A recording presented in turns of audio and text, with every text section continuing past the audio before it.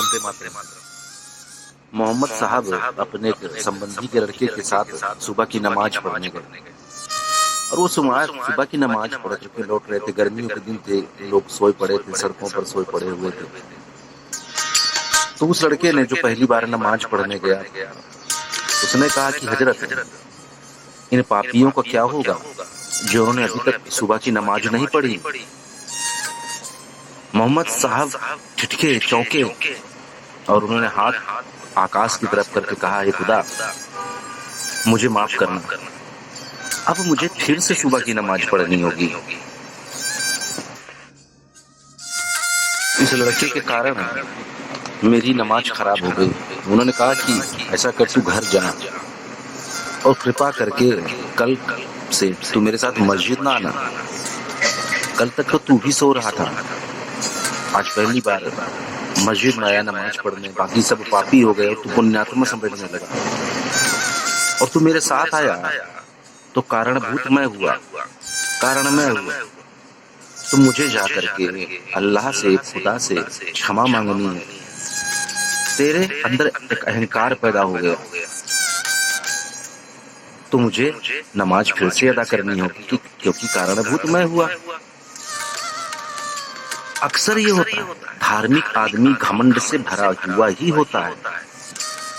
धर्म का मतलब सीना तना, घमंड से भरे, बाकी सब पापी, हम केवल धर्मी। एक पादरी था, वो चर्च में व्याख्यान देने, सत्य के ऊपर व्याख्यान देने गया। चर्च खचाखच भरी हुई थी, क्योंकि बड़ा फेमस पादरी था, बड़ा प्रसिद्ध पादरी था और उस गांव में पहली दफा आया था, पहली बार आया था। तो उसने जब व्याख्यान दिया तो सबसे पहले उसने कहा कि मैं अपना व्याख्यान शुरू करूं, इससे पहले मैं एक बात सबसे पूछना चाहता हूं। क्या आप सभी लोगों ने मैथ्यू का 36वां अध्याय पढ़ा है? एक आदमी को छोड़ करके बाकी सबने हाथ खड़े कर दिए। उस पादरी ने अपना सर पीटा और कहा, आप ही वो लोग हैं कि मैं सत्य का ज्ञान दे सकता हूं। मैथ्यू का 36वां अध्याय जैसा कोई चीज ही नहीं है।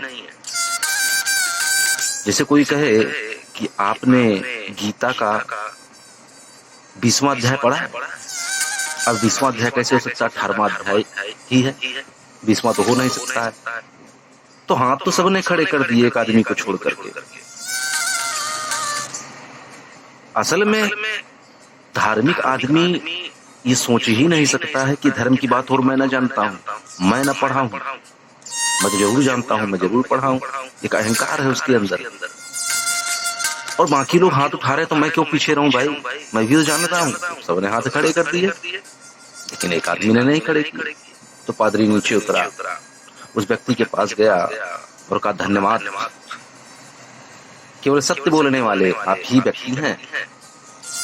उस व्यक्ति ने कहा, क्षमा करें, मैं जरा कम सुनता हूँ, समझ नहीं पाया आप क्या कह रहे थे। आपने 36वें अध्याय के बारे में पूछा है ना? वो तो मैं रोज पढ़ता हूँ, रोज सुबह पढ़ता हूँ 36वां अध्याय। तो धार्मिक आदमी एक अहंकार से भरा हुआ है। धार्मिक आदमी पूजा करता है, प्रार्थना करता है, उपवास करता है, उससे उसका अहंकार और बढ़ता जाता है, उसकी अकड़ और गहरी होती जाती है, सारी दुनिया को पापी समझता है। जिसने एक दिन उपवास कर लिया वो सारी दुनिया को पापी समझने लगता है। कोई व्यक्ति मंदिर गया हो और उसकी आंखों में देखें तो हमें दिखाई पड़ता है वो व्यक्ति हमें नरक भेजने की तैयारी में है, तो मंदिर नहीं जाता, तेरा निश्चित है कि नरक में जाएगा। किसी ने गीता पढ़ ली, राम नाम का जप कर लिया, तो ये सोचता है कि मेरा स्वर्ग का टिकट तो पक्का है। पर इन विचारों का क्या होगा? ये बेचारे क्या करेंगे? हाँ, अहंकार भरता हो वहां धर्म से कोई हमारा संस्पर्श नहीं होता है।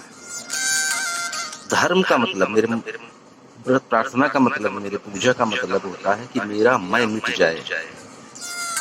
जो मैं है वही अहंकार है। मैं उपवास रखूं और वो उपवास मेरा मैं मिटा दे, मेरा पन मिटा दे, तो उपवास सार्थक हुआ।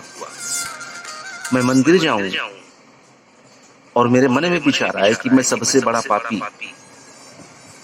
तो मेरा मंदिर जाना सार्थक हुआ। लेकिन मैं मंदिर जाऊं और सोचूं कि मैं पुण्यात्मा, सब पापी, तो वो घातक है, जहर है, वो हमें दूसरी तरफ ले जा रहा है, वो अहंकार को तृप्ति प्रदान कर रहा है। जैसे जैसे हम धर्म के करीब जाते हैं, वैसे वैसे हमारा मैं, हमारा अहंकार मिटता है, गलता है। जैसे कोई बर्फ हो और वो सूरज की तरफ उसको ले चले, तो वो गलना चालू हो जाए, उसका मैं, उसका अहंकार वो गल जाए। तो हमारे कदम जब परमात्मा की तरफ बढ़े और हमारा अहंकार गलने लगे, खत्म होने लगे, तो उचित है। परमात्मा हमारे जीवन में, परमात्मा का हमारे जीवन में उदय हुआ और हमारा अहंकार गलने लगा, तो हम सही हैं, सही दिशा की ओर जा रहे हैं। लेकिन हम कदम तो बढ़ा रहे हैं, लेकिन हमारा अहंकार और मजबूत हो रहा है और चट्टान बनता जा रहा है और गर्वीला होता जा रहा है। इसका मतलब ये है कि हमने गलत रास्ता पकड़ लिया है। हमारे कदम परमात्मा की ओर नहीं जा रहे हैं, हमारे कदम कहीं और जा रहे हैं। तीर्थ का मतलब कहीं बाहर से नहीं है, तीर्थ का मतलब हमारे अंदर से है, हमारी विनम्रता से है। विनम्रता यानी तीर्थ, सारे तीर्थ अंदर ही मौजूद है। और हम जब अहंकार में भरे हों, हम जो कोई व्यक्ति अहंकार से भरा हो, तो वो ठीक से प्रार्थना नहीं कर सकता, वो ठीक से हृदय से प्रभु को धन्यवाद नहीं दे सकता है, वो पूजा नहीं कर सकता है। उसका तीर्थ जाना न जाना, मंदिर जाना न जाना कोई अर्थ नहीं रखता है, क्योंकि वो तुलनात्मक हो जाता है, तुलना करता है। हमारी तुलना दूसरे लोग क्यों करेंगे? हमारी तुलना ईश्वर ही करे, वही बढ़िया है। बाकी लोग करे ना करे, हम दूसरे की तुलना क्यों करें भाई? हम दूसरे से तुलना अपने आप की करते हैं कि मैं धार्मिक आदमी, बाकी सब पापी। तो ये गलत है, हम तुलनात्मक नहीं हो सकते। और सबसे बड़ी बात जो है कि जब तक अहंकार छूटेगा नहीं, परमात्मा को पाने का कोई उपाय ही नहीं है। तो गर्वीला पन नहीं होना चाहिए। हम, मेरी सब जो भी हैं पापी हैं, या मेरी घृणा भरी है या क्रोध है, वो मेरा ईश्वर जाने, बाकी लोग सब अच्छे हैं, मैं ही पापी। तो ये भावना उचित है। वंदे मातरम।